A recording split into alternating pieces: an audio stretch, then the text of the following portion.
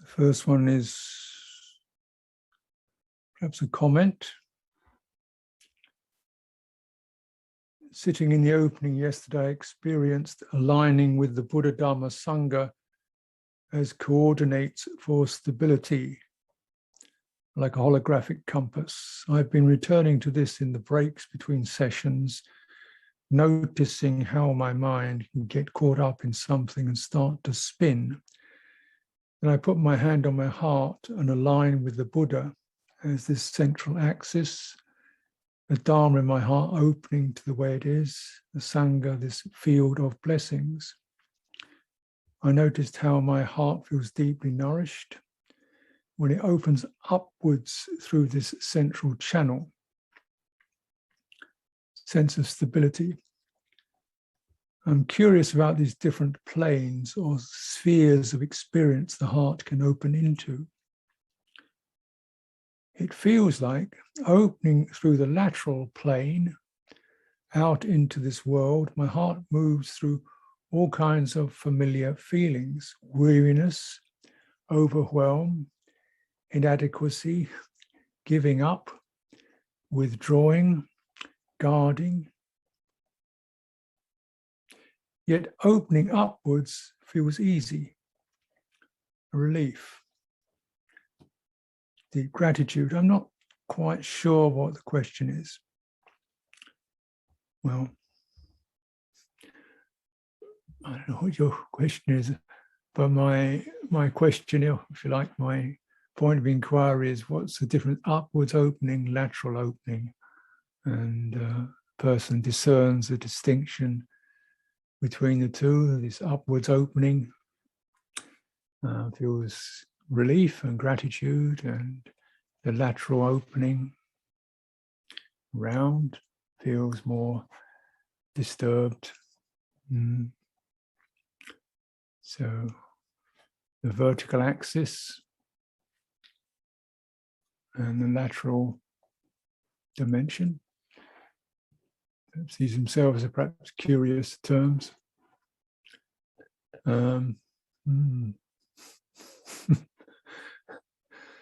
But they happen to exist, that's all. They happen to be there. And they correspond to particular energy channels that are described in many of, well, two major classic traditions I refer to, well, the Indian, the Chinese,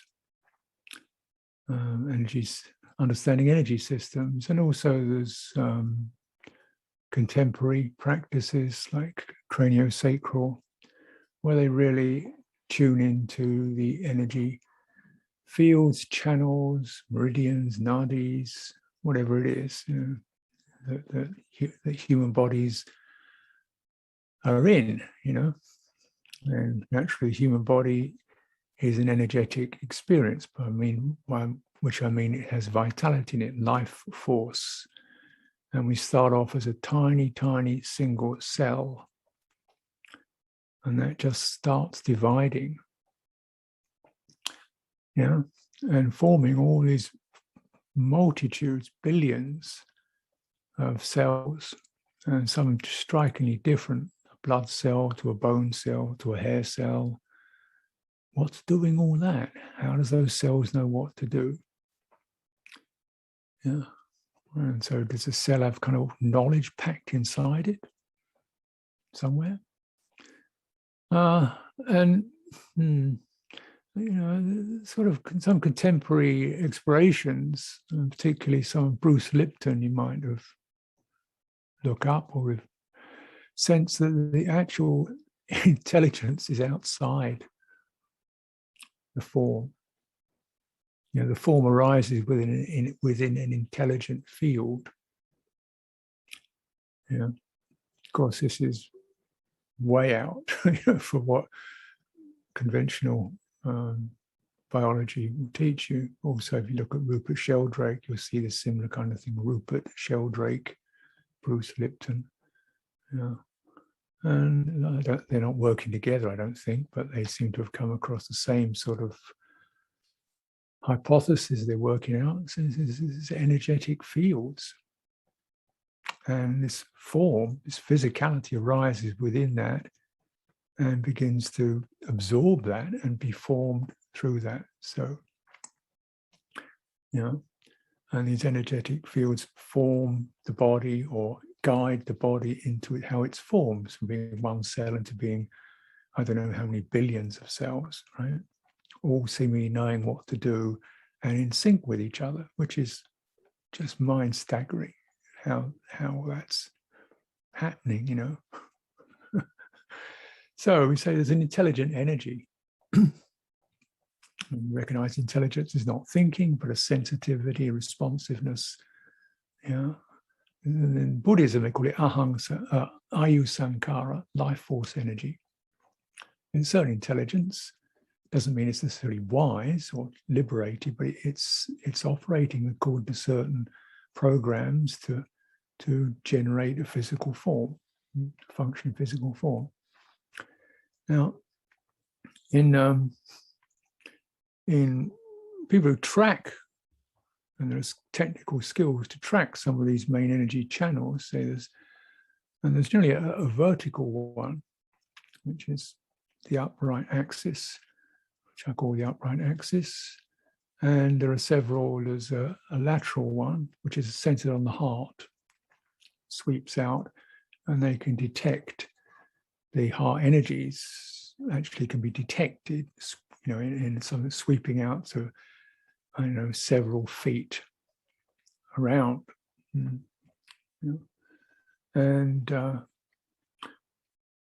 that's the heart energy. And so that heart energy naturally is that which deals with relationship, how it's going to be with all this stuff. It's reaching out what's around me. So naturally it's highly affected because that's its job, is to be affected and keep responding, and how's this and how's that, and and naturally a lot of stuff it can contact is not so pleasant or extremely difficult. So it can be quite stirred and has memory in it. What's memory? Okay, the intelligence receives particular impressions that cause it to shake or shimmer or reach out. That has a formative effect. It's like if you stir water, and then you put a stick in it, the water creates a kind of ripple where you put the stick in it. Right? It meets the obstacle, and it ripples around it. Now the thing with energy is when you remove the stick, the ripple remains, unless something has helped it to return to its basis, to its primary state of just expansive. So it is affected, it shimmers, and the effects create particular,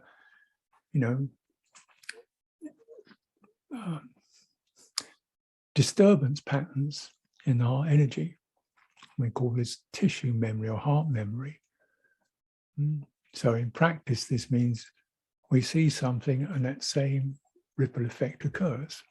It triggers, and the heart remembers that. It goes into its happiness or its shock or whatever. So it definitely, it contracts or it reaches out or it gets stirred. Something triggers that memory. That's what it does. Now the vertical axis doesn't do that because it's not its job. Its job isn't to feel the field around it. Its job is to maintain central singularity, like I am here. There's a here-ness. That's its function. I'm here. It locates this here, just this. Now, when there's a lot of disturbance in the heart, our attention, we don't even recognize there's a here-ness. Because so just dealing with all disturbances. So our practice is to kind of, quell the disturbances enough, allay the disturbances enough, so that we can, okay, just withdraw from that. It's not crucial right now. And so we can get to that upright axis to get that sense of something is just here. Why is that? Because that presence can then help the lateral energies to settle. Okay? Because if I've got disturbances in the heart field, disturbances in there, and every time I remember that the same disturbance occurs, what is it that can restore that to its undisturbed state? When the vertical energy is encouraged to widen. So it spreads its stable presence over the heart field. Right? This maybe sound weird. I'll tell you what I'll tell you what it seems to me. Encouraging it to widen from this dispassionate place, spreading that its energy, its presence over the heart field. Heart field picks up an energy which is not doing the same thing. It's not stimulated. Not because it's suppressed, it just doesn't do stimulation. What it does is presence. Right? It's not saying stop it. It just, the function of the upright energy is not to do stimulation, it's to do presence. So when that presence can spread over the heart energy picks up a sense of a presence, which is kind of cool, very present, not shutting things down. It's just a cool, steady presence. And the heart energy picks up that influence and it starts to,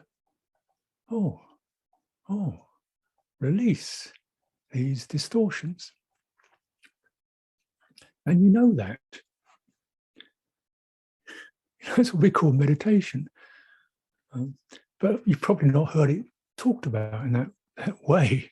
But since you bring up these references, I'll explain it in that way. You might say being mindful of the heart. Okay, that's one way of looking at it. You could say embracing the mind with a heart, embracing the whole field with an exalted, abundant, steady mind. You could call it that. The Buddha surveying the world. You could call it that. Right. The important thing, it does actually not just look down upon, but really integrate into the disturbed field. Like it wants to touch it. It wants to be present with the disturbed field, disturbance in the field. It doesn't want to, oh no, I want to get away from that stuff. It wants to be present with it. And this is where it's kind of, it's a little bit tricky because sometimes, we can slip into getting more activated and just obsessive about our problems, or we can slip into being slightly dissociated, like, oh, well, so what? And it's just this is what love is about, really. This is the agape, the dispassionate love of just want to be with that for no other reason than to be with it. And that has effects. But longer story, the upright axis itself is not necessarily all there. I mean, it is in a way, but it can be some places can be, sort of closed through traumatic effects where we haven't felt safe to be present. When we haven't, bits of our system haven't felt capable of being present, safe to be present. So they sort of shut off.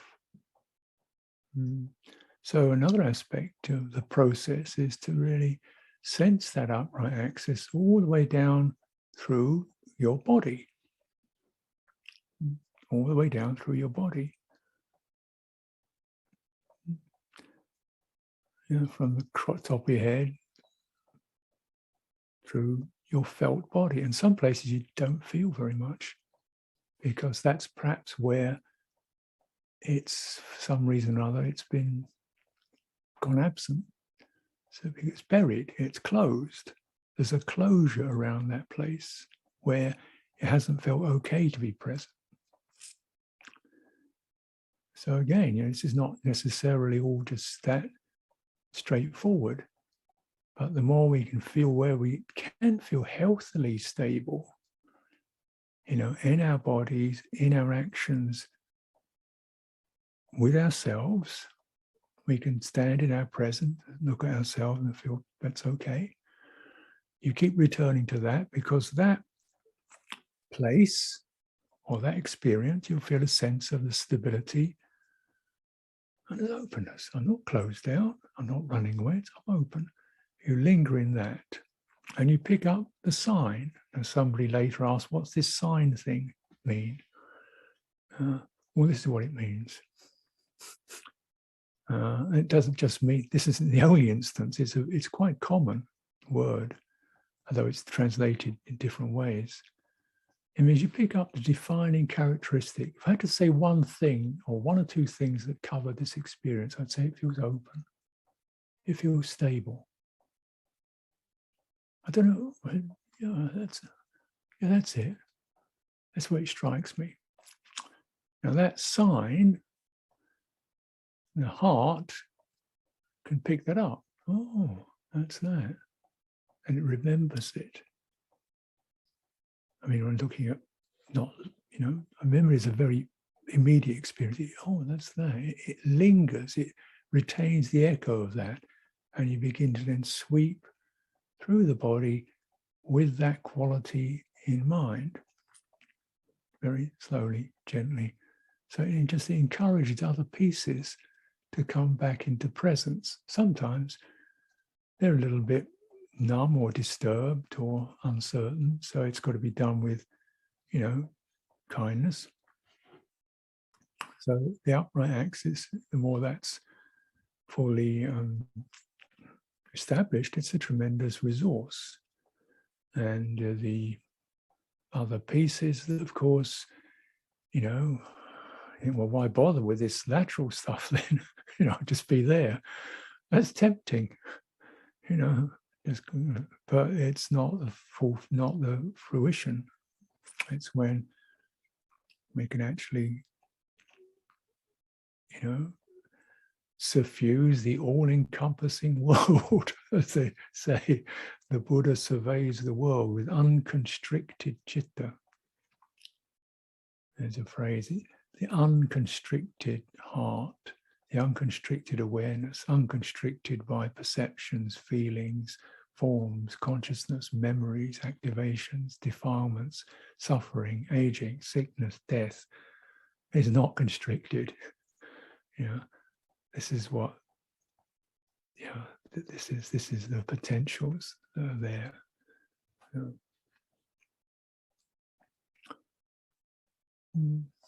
Because if that heart domain is left uncleaned or uncultivated, the chances are, or possibilities are, that you can get negative effects that actually knock you out of presence. Because the two channels are connected or related. So in that heart field, there can be these senses, as the person mentions, is tired, weary, enough, because that's the truth of how it is. When the heart isn't properly nourished and supported and understood, it is fed up, weary, and sometimes, guilty, negative, regretful, so on. So that's what I can offer. So the person, next question, the person wondering about this notion of space that I touch upon. Mindful perceives space as a construct which takes on a limiting form. At some point, a change of view occurs and attention shifts to space within which forms arise and cease, a boundless experience which is quite blissful. Doesn't engage with subtle thoughts.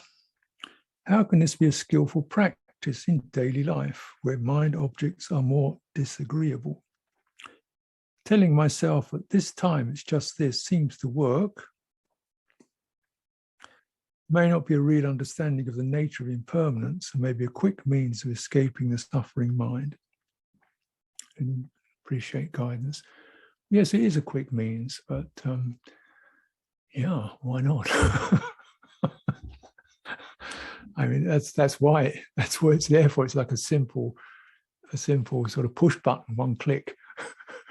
Of course, it's not the end of the story, but it's handy to have a one click that you can, pull out of the drama, because then, of course, if you relate it to what I just said, it's just this takes you back to the upright, and you're surveying.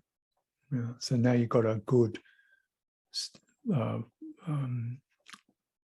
place, if you like, and then it's the relationship with what's in the heart field is the ongoing practice, which involves all our loving kindness, patience, understanding, all of these enlightenment factors kind of blossom in that field. Because the shadow effect, if you like, of it's just this. Actually, I don't say it's just this. I say it's like this, because just this seems that he puts it down. No, it's not just this. It is this. It's like this now. The shadow effect can be you just kind of poo-poo it all. Right? So what? Just conditioned stuff. And then that's really not the completion of the practice. Because how can you function in daily life if you just somehow sort of dismissive of conditions? There's got to be a meeting of them where, otherwise there's certain clinging to being separate from it all.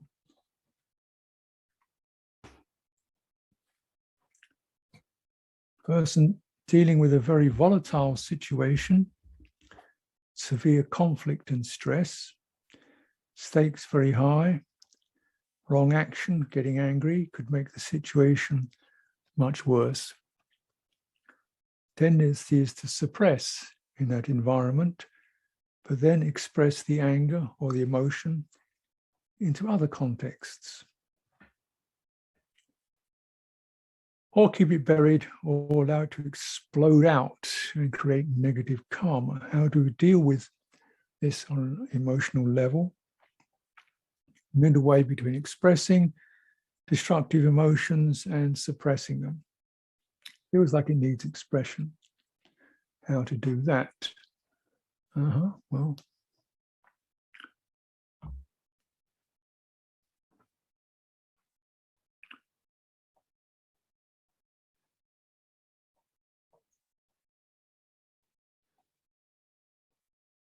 that's kind of what one of the reasons we're doing this retreat. Because you do know how to button your lip, as it were, which is probably not a bad idea at first.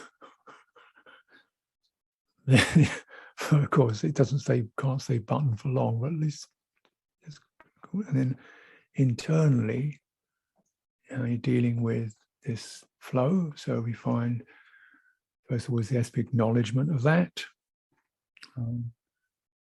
And perhaps beginning to acknowledge it more fully as a potent force and not necessarily a person. Potent force, everybody gets angry, I'm sure. Even a mouse gets angry. You poke it with a stick. Powerful. We are emotional creatures. that's the way we should be. We're designed that way to respond. And maybe this anger is not such a bad thing per se, though action upon it can be extremely negative, but here it is. So we stop kind of blaming it or I am this, so sort of disengage from the topic that makes you feel angry and try to acknowledge just the energy and the rush and the intensity of experience and create some space, which is what your body does really. It's what the body's for, feeling in your body and opening to areas of your body that aren't angry, like your ears or your knees. Very few people have angry knees. So if it helps to widen your awareness to include the non-angry bits. Most of your anger is kind of churning around in the torso somewhere on the face. So then you've got a kind of a vessel to hold that without compressing it. It's quite a wide vessel, even including the space around you and the ground beneath you. And you can feel this energy pouring through, rushing around. Now, if you've managed to disengage the topic from the topic, you feel the energy, and then the self coming in. Oh, they shouldn't, I shouldn't. How am I supposed to deal with this? God, is this, guilty, upset, or just really going to go for it? And it's like just try to, acknowledge that, say, no, let's just get back to the experience in itself. Use your body to hold it, contain it carefully, and then and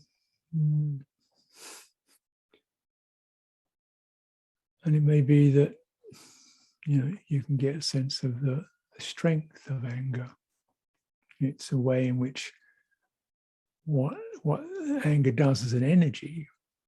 So if you differentiate between the emotion, which has got pictures and images and topics running around it, and the energy of its anger is there to very strongly establish your presence, isn't it? Somebody's threatened you and you're, so you're strengthening up, you're powering up. So, okay, fine. Yeah, let's get powered up right down into the ground. And then if you are fully powered up, you don't need the emotion anymore. You've done it. It's accomplished what it needs to do. Right? It's done it. You've found your ground. You're firm, and then you can just it's a possibility. And then right. Okay, let's take some deep breaths. And then it may be possible to return to those triggering points of what you feel is wrong, or what people have done, or what, whatever it is, from that completed place. Maybe, okay, is this something we need, if somebody's done it, we need to talk to somebody about that, or question, is this correct?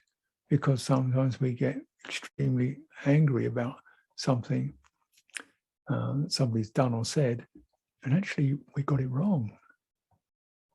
They didn't say that. That's what we heard. But that wasn't what they were intending. It's not that common that people really want to hurt each other. I mean, yes, to a certain extent, but we can feel ourselves offended through turns of phrase or non-phrases. Why didn't you say something? Things didn't said. So we perceive. So you need to check out, when that happened, what was happening for you?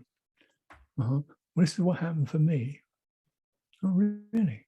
So there's some way in which you can return to the situation if possible.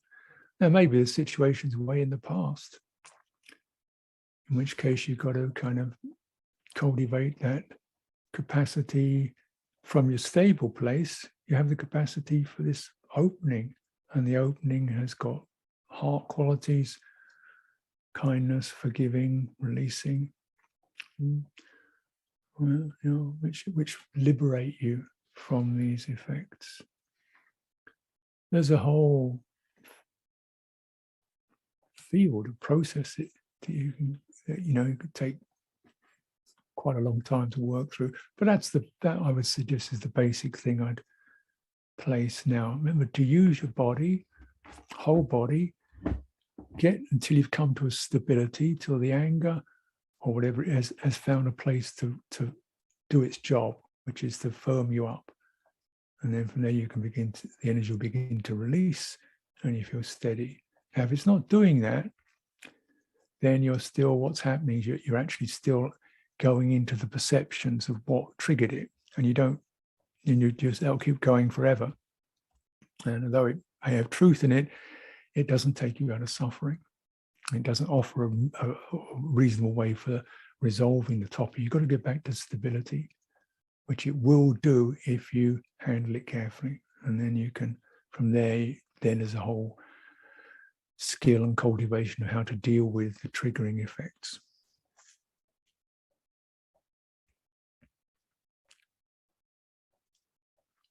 Person asks, when they feel their body and heart are stable, is that a good moment to bring into mind a problem that has been of concern to me? Yeah, could be. If it's that which arises in your meditation practice, it keeps nudging. Because it is certainly good to just not have to deal with topics. It's, just to deal with the basic, getting your system up and clean and steady. But if topics keep nudging in, okay, you've got to return to those, and that's part of the practice. So this person's been putting off the need to someone's been asking for this person's help. And the question, this problem, is this person's been asking for help quite a lot, too often. And the person who's asking for help definitely needs some help, but the person A who's asking me the question feels, like this person's always asking for my help. I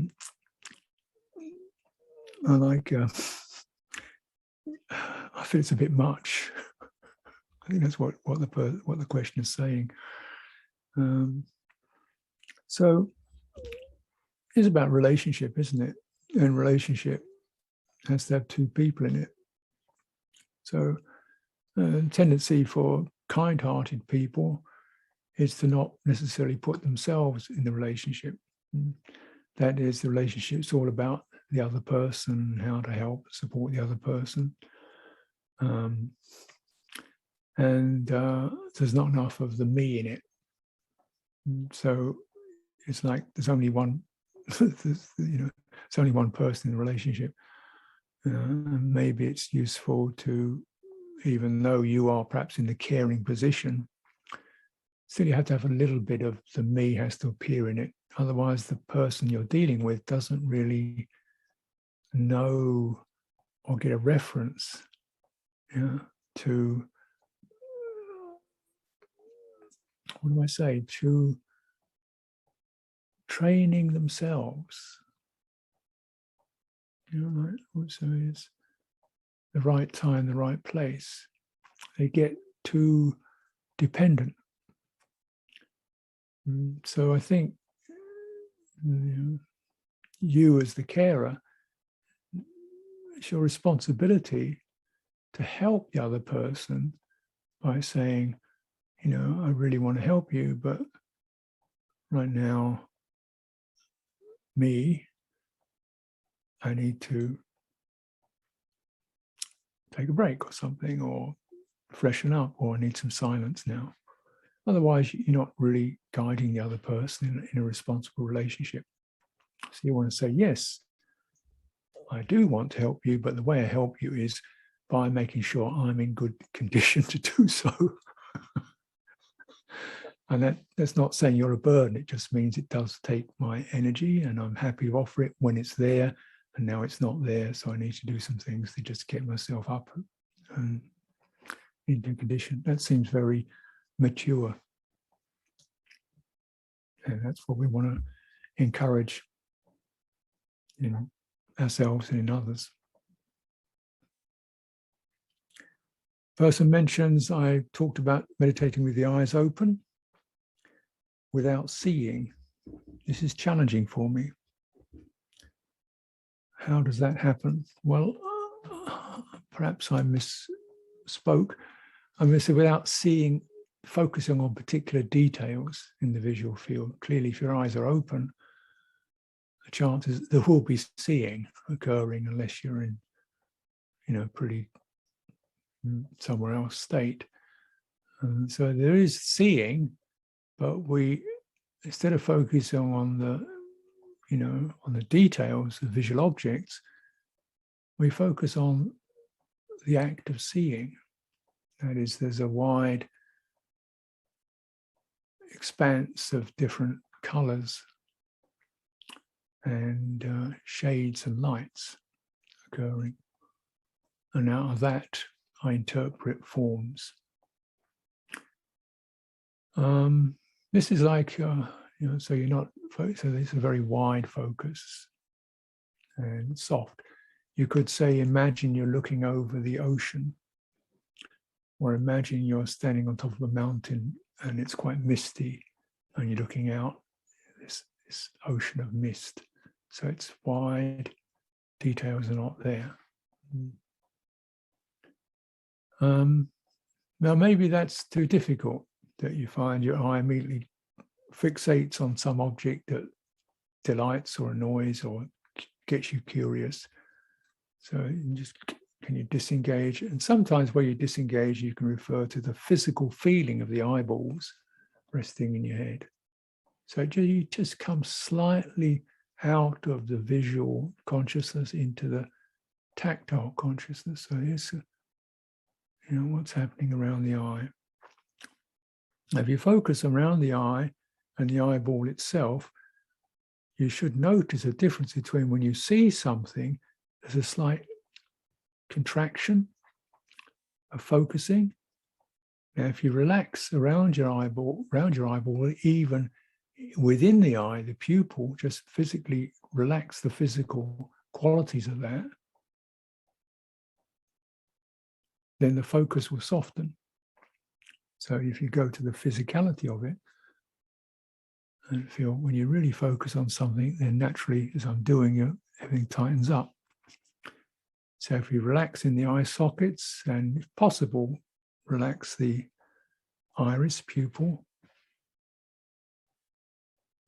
And this may involve widening awareness to include this mask, the entire mask that runs around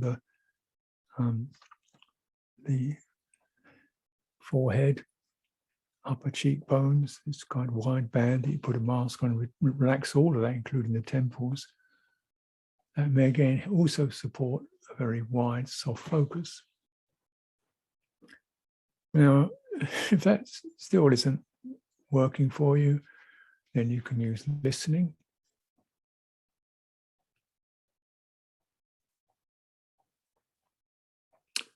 And of course, you can use the entire body, just as if you're, say, sitting in a pool of water.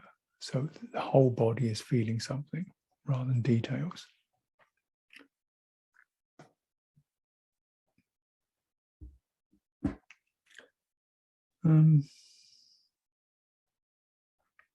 Someone asks about band of tightness at the back of the head and behind the ears.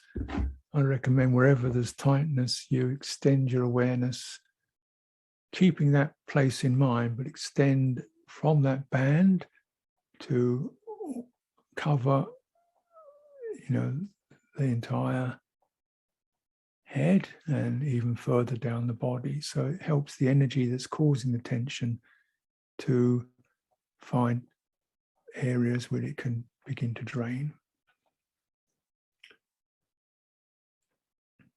And of course, notice your mental state.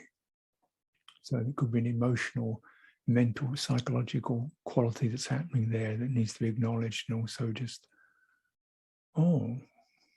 this is trying. This is about trying, or this is about fearing, or this is about, so these can be these places of tension can be quite instructive. The body's telling us something. Can we listen to it? And not say just immediately even get rid of it, but what's it saying in its own language?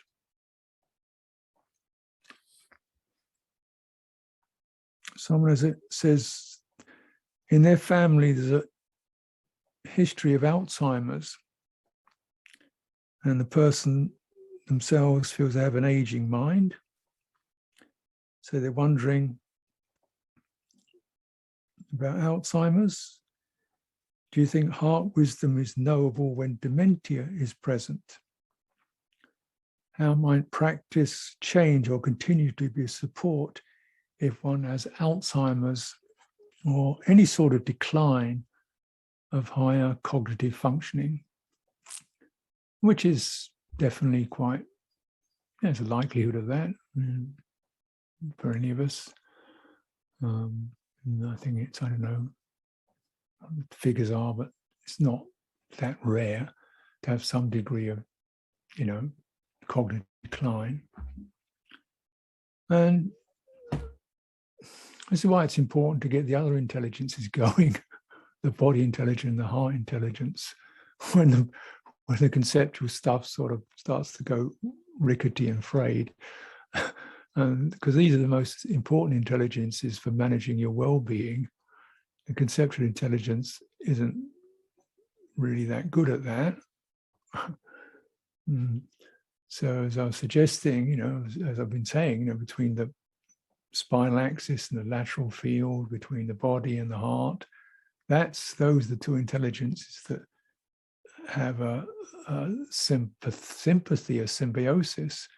And if they can begin to more work with each other and support each other, then even when the cognitive functioning goes, then you've got something that will manage and release.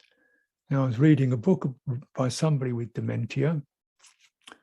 The book was called Somebody I Used to Know, and her name was Wendy Mitchell. So she's now there's an Alzheimer's Society in Britain for people experiencing this phenomenon. And I think she's a leader in that. And she seems to have managed to create this book. Obviously, somebody was helping her, describing the experience. And it's very interesting and brave book, really. And she's talking about, when you get when you go into a black hole, you just do not know anything. And you just have to wait there until something comes back. Now, meditative training is excellent for that. Yeah, it really is great for that when you're not engaged with your thinking process and you're just holding presence and dealing with the uncertainties, the fear, the agitation as it's happening and managing it. You can't manage that with your thinking mind. You manage it with your heart and body. And so I think this is a very, what we're doing is a very valid and helpful for dealing with these conditions that may occur to any one of us.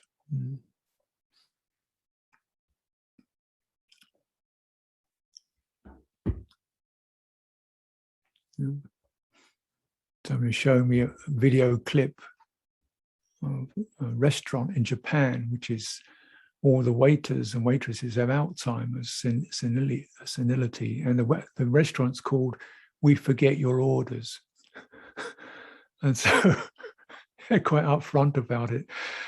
So, but then what happens is these people are serving the food, they're getting all the orders wrong. Dishing out the wrong food, because everybody knows that's what's going to happen. They're prepared for it. There's an immense amount of humor and love, because they say, "I don't know whose food this is, but I'm giving it to you." And just the relief of not having to be embarrassed and anxious and rejected, and just to be fallible human beings with no apology and defense and rejection about it. We're all fallible. And it's great when we fully acknowledge that, and we're no longer, blaming and criticizing and dismissing people for it. And so this is a very lovely project this person's established. Says Alzheimer's and not that uncommon. We should begin to normalize it, just like people who lose their eyesight or hearing. So someone's said they say that 1 in 4 women and men in Ireland have experienced some form of childhood sexual abuse. Could you offer some guidance on how people affected by these issues might skillfully manage this within their practice? How to practice with disembodiment, repressed memories, dysregulated nervous systems, forgiveness practices, any other teachings? Now, well, 1 in 4 is certainly a shocking, and translate those numbers into realities. It grabs you, doesn't it? 1 in 4.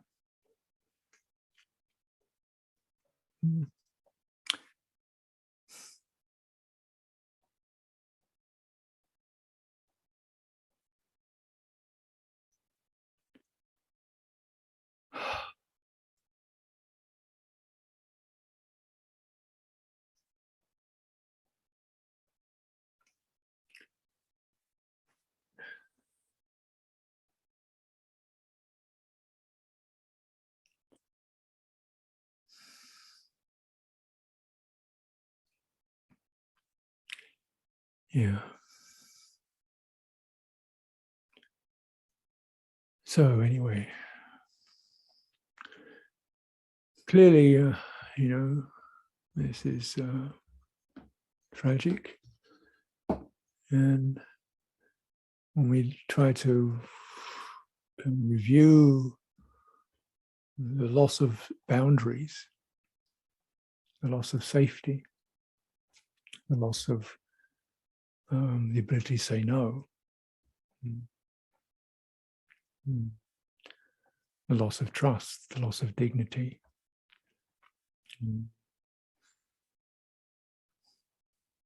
loss of feeling comfortable in your own body,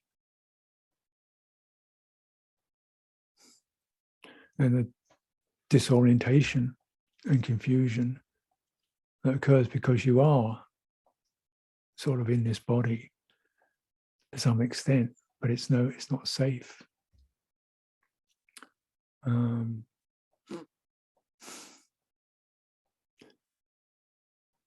So the first thing perhaps we have to do is, how does a safe boundary get established? And maybe this just literally means having a physical space which is safe. The same thing with rape victims, safe. That's your boundary. It's very, and you can establish it. It's a physical space. And kind of, we do that in meditation and retreats. And in meditation, establishing a boundary of attention. Also, the feeling, it's not just, okay, I'm stuck in this room. No, it means what in this room I can be whatever I can be. It's up to me, not dependent upon anybody else's permission. I'll say so, whether they like it or not. That kind of boundary. So it should have a lot of no in it, a good amount of healthy no. If you can say no properly, you can say yes when you want to. So boundary, safe boundary. And maybe even somebody else needs to help you with that. Like, this is yours. It's absolutely yours. No, I don't need anything. It's yours. Up to you, So obviously there's physical space, but there's even relational space. If you have someone who helps you with that, so I want you to say no. I want you to tell me where your boundary is and to say no, one way or another. and I'm pleased to hear it. So you're trying to encourage the person to feel their boundary. If they don't get it right, at least you're encouraging them to get that capacity. So some power is returned to the person, and then of course the big job is to work with all the emotional and psychological felt experiences. And the way it is with childhood abuse particularly is, the weird thing about it is that the person somehow feels guilty. The victim feels guilty or can feel guilt about being in a body. Because, whenever a childhood is not really so bonded to adults, that's their security, is to be bonded to an adult. Now they don't have a choice about that. It's just natural development of the human being. Human being naturally is bonded to the parent. That's the way it's supposed to be, because the parent's going to do they got to be, because the parents are going to do the protecting, the guarding, the nourishing for them. So they're bonded to them. This means the child is not really absolutely separate from the parent. Yeah. And so it's a very crucial phenomenon. So therefore, if the parent is abusive, the child can't reject the parent, because the parent is their world. So instead, the child rejects themselves. And if you understand that, it means they feel it's their fault. Not intellectually, but as a guilt experience. Something wrong with me, something, and it's not rational. It's a kind of feeling of shouldn't be here, something wrong, because they can't reject the parent, because the parent is the ground. You see what I mean? So instead, they reject aspects of themselves.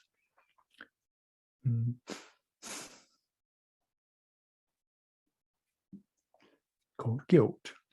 Inadequacy, don't deserve, guilty, not good enough, that kind of thing.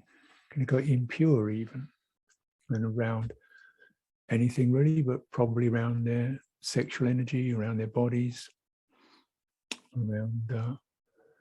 So I have to really practice. How do you practice with that? Is beginning to feel your body internally as a living system. All of it. Starting with the upright axis, that's your safest place. Try to get that re-established. Lateral sense. So don't go into particular physical details. Really get the whole, first of all, that basic structure, energetic structure. Through that, and then you'll find in that places which are quite unhappy, one way or another disturbed, and then this sense of, like bringing them back, not excluding them, even though they may have pangs of fear or anger or disturbed emotion in them. You sort of ask them to come back, or bring them in. And of course, these various memories and perceptions can arise. That's why you do need for this, for just doing it in meditation, you need a strongly embodied practice, which is holistic. See what I mean? It's covering body and heart, whole body, whole heart, and then together will form the matrix for healing. I would say that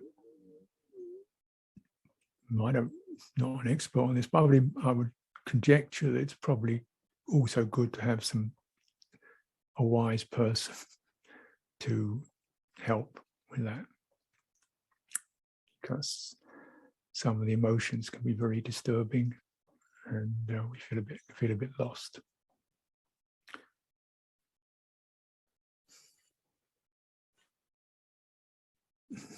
And of course, beauty of it is, however abused we are, we are incredibly resilient.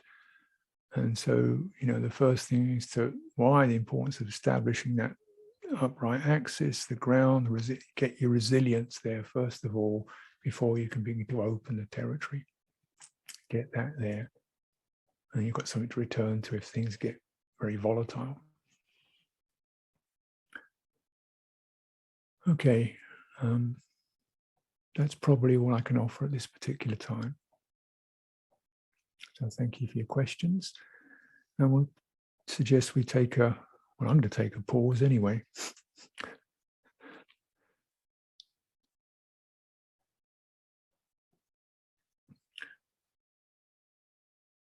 Right.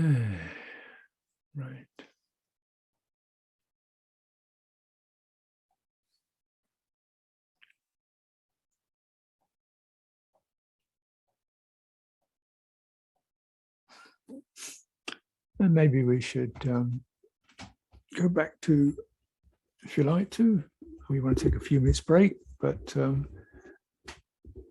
I'll suggest some standing for the next half an hour. And when you're ready, if you want to join me, let's go. You don't want to join me, you can sit or go for a walk or something. But this is my function on the retreat, so I'll do that.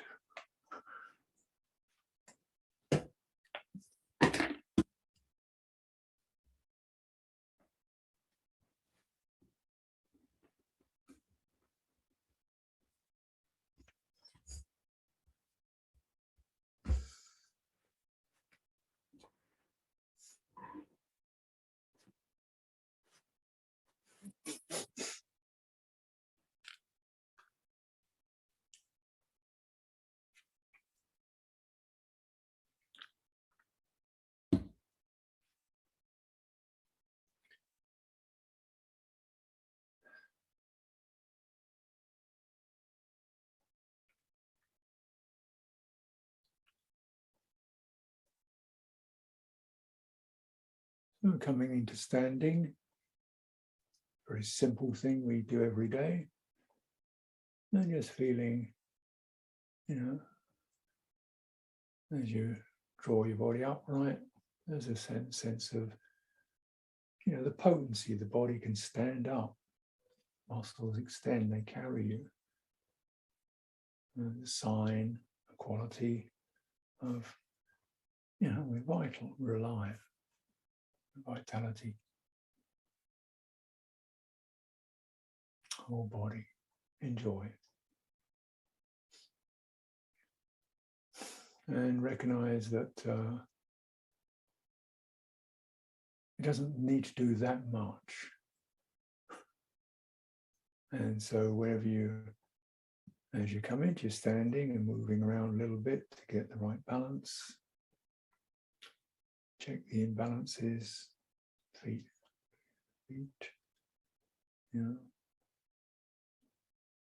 turn your hips, so on. So things aren't just stiff and stuck. They're not locked in. You've been sitting for a while, things can be a bit locked. So loosen up. Particularly, the hips, a lot of pressure coming down into the pelvis when you sit. And the shoulders, rolling the shoulders lightly. Turning the head.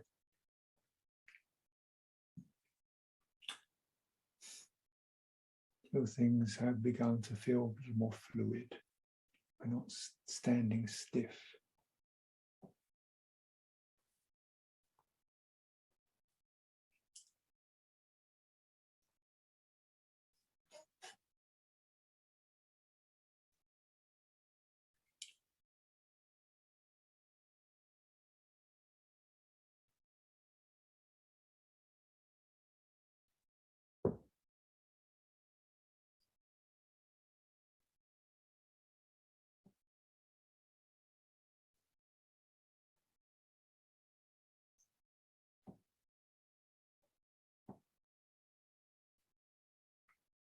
So the movement, as long as it's smooth and gentle, and the whole body is aware of that. See what I mean? It's not like you're making a big effort with any part, but feeling the whole body, rather like, I don't know, if you're doing Tai Chi or swimming or something like that, the whole body is in the space and is moving, or at least receptive to all of it. It helps when your muscles are not locked, then the body is much more holistically tuned, the whole thing. Unlocked muscles, energy is released. Muscles are locked, your energy is blocked. Muscles are loose, energy can flow, and that gives you the feeling of a whole body.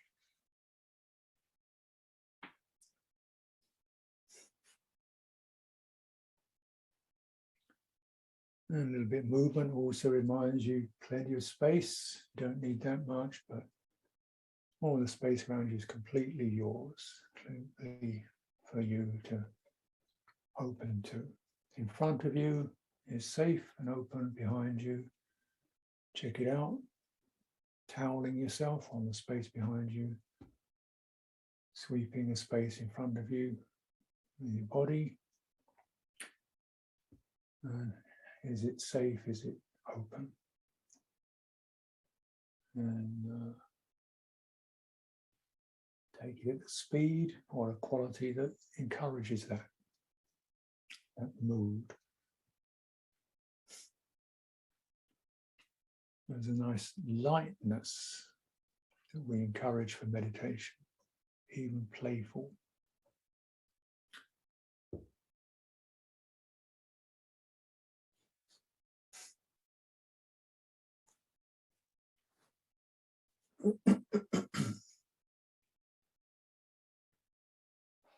So when you somehow you sense, you feel pretty loosed up and comfortable, you might want to refine your attention by slowing down and coming to stop.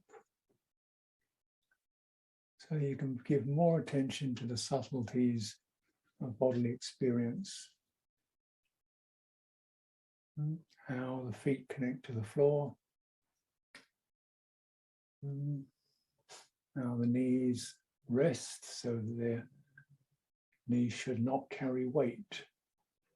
So if the knees are slightly bent, the weight is conveyed, transmitted down into the ground. So if the knees are locked and the weight of the body comes down, it rests in the knees. If the knees are locked, the weight travels down, goes into the ground. Great idea. Let the planet carry you.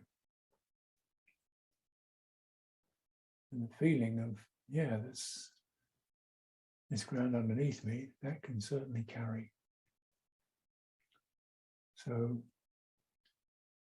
let the legs flex, let the belly relax, arms come away from the sides of the body.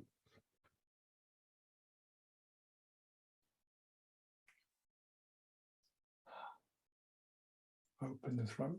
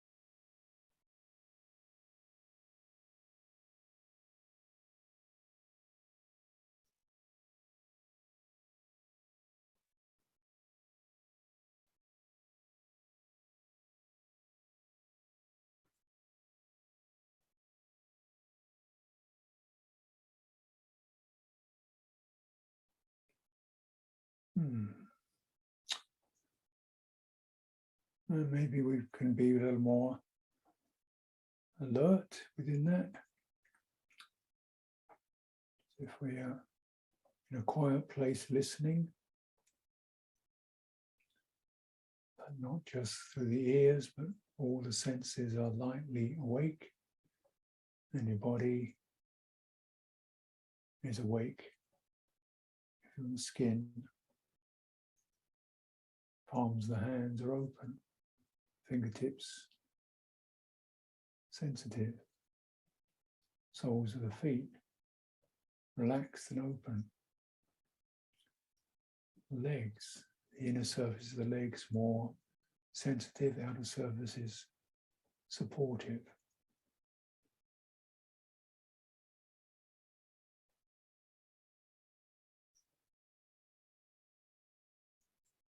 Acknowledging the, let's say, the inner body. I mean, like,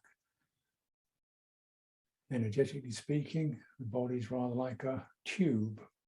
And so that's an inner quality to that, which if we acknowledge, connection between the breastbone and the shoulder, spine between the shoulders, and so the connection there actually encourages an awareness of the space between the two. Not pushing them together, we're just acknowledging the space between the two. And you can feel your abdomen swelling and subsiding with the breathing. Standing.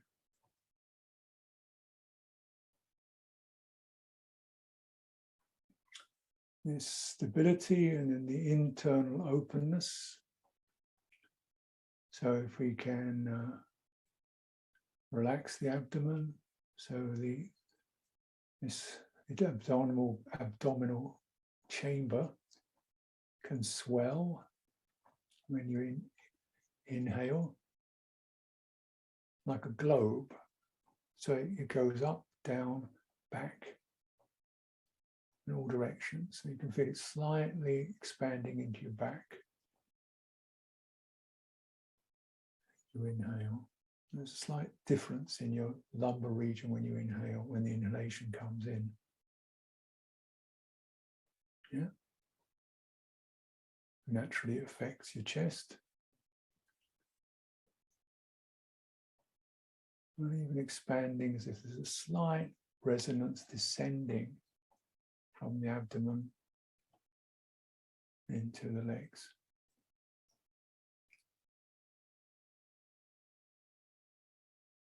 You may not feel anything, but just be aware of the edges of that abdominal form. Felt when the muscles are operating there, where the energies travel. Inhalation, exhalation, subsiding.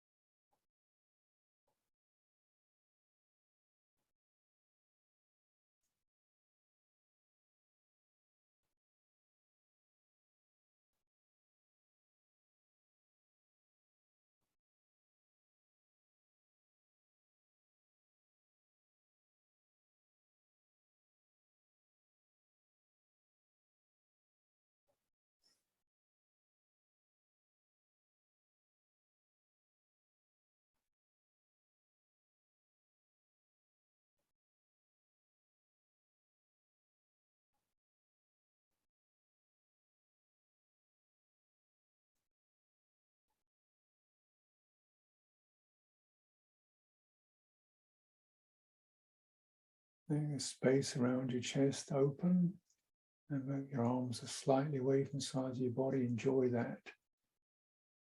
Enjoy that feeling of unpinned, unheld. Feeling your chest expanding. So the chamber of the chest also swelling. And it swells in the back too. That's another globe. Swells in the sides. And you feel a slight resonance coming up into the throat, base of the throat. Open the throat.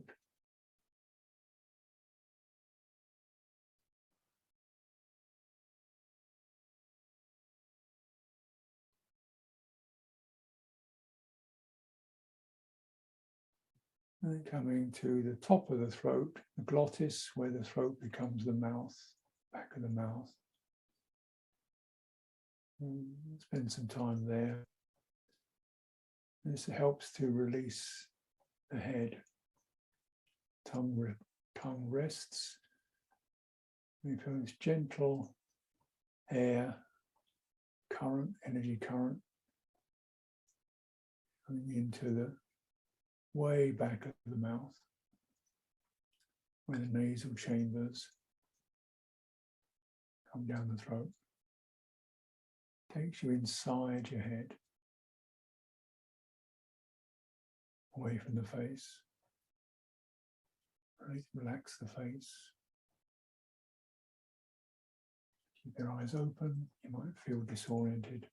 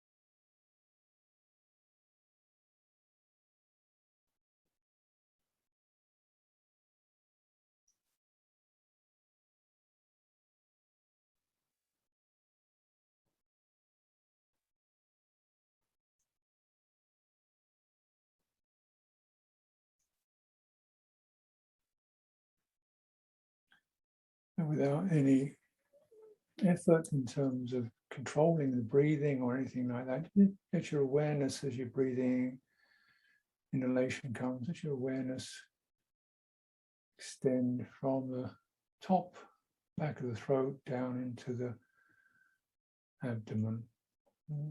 As you stretch your awareness along that current,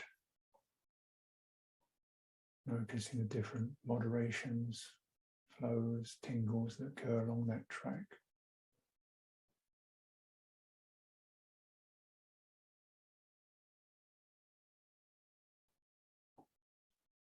inhalation, exhalation.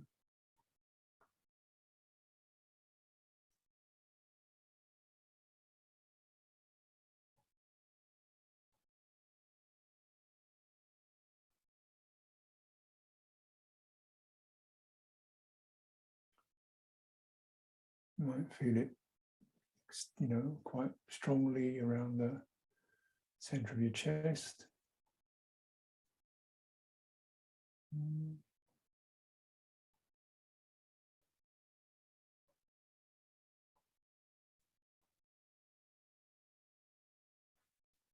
If you span the whole thing, it helps your diaphragm to relax. And it means you feel calmer.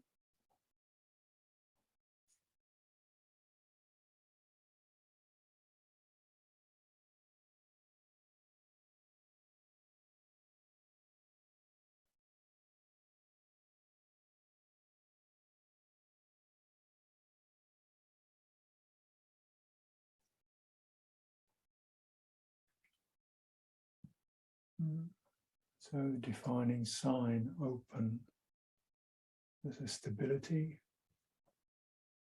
which is not rigid. There's an openness, which is safe. And we are filling that openness with our breathing, or letting that breathing,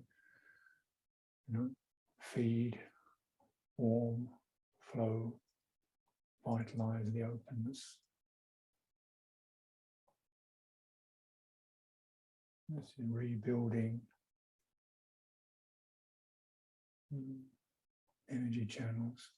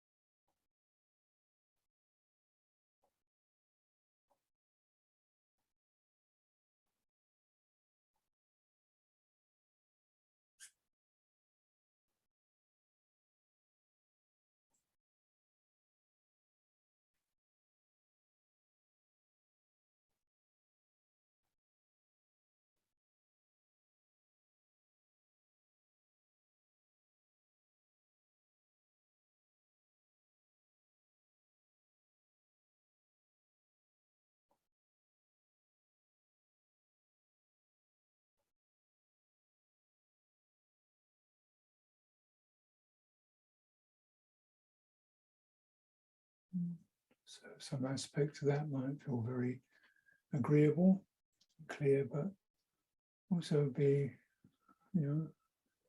discerning. What about the base of the throat or the navel? You want to include all of it, not just the more agreeable aspects, more clear aspects, but even feeling right at the end of the out-breath, descending down into the root, tail, root chakra.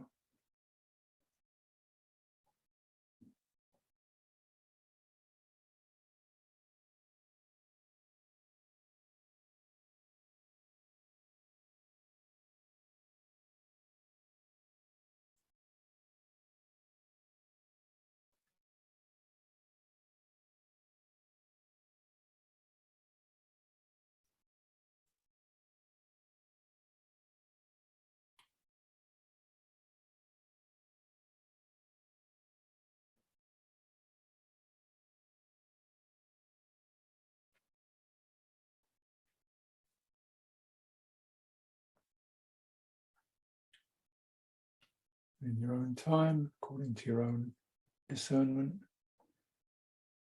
feeling, okay.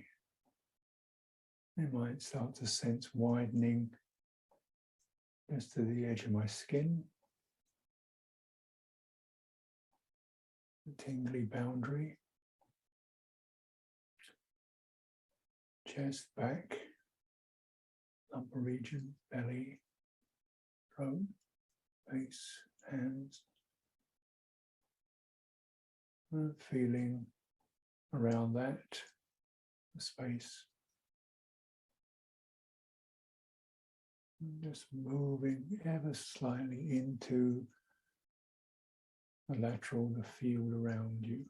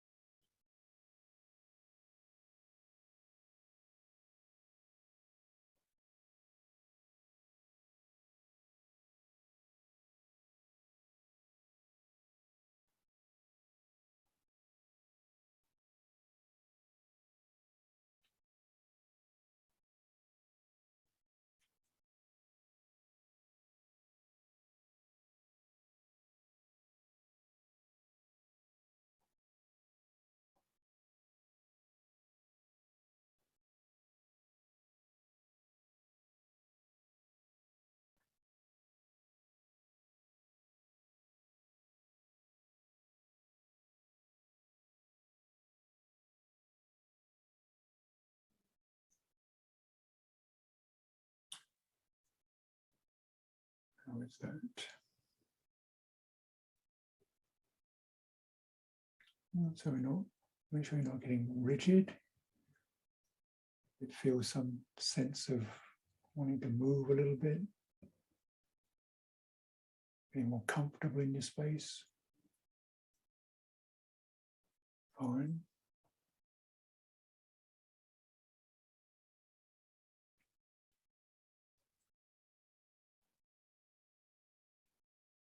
The space, if the space, rather like the ground, is very happy to support you.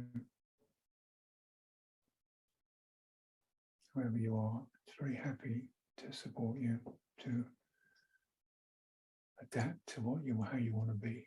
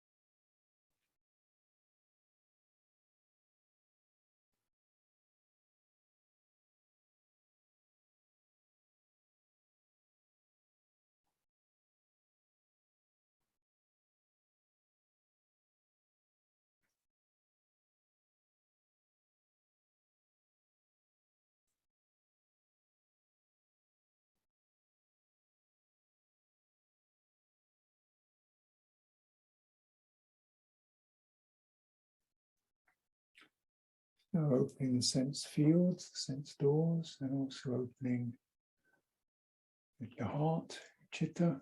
What feels right? How do you want to move? Where do you go from here? Do you want to stand some more, sit more, walk some more?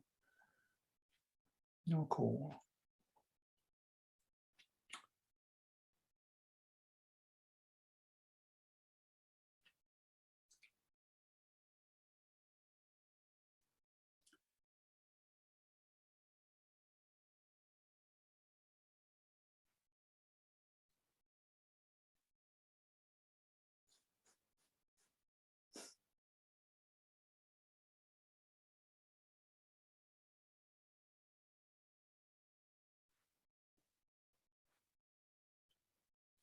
And the first question, if you like, invitation is to what does the body want to do?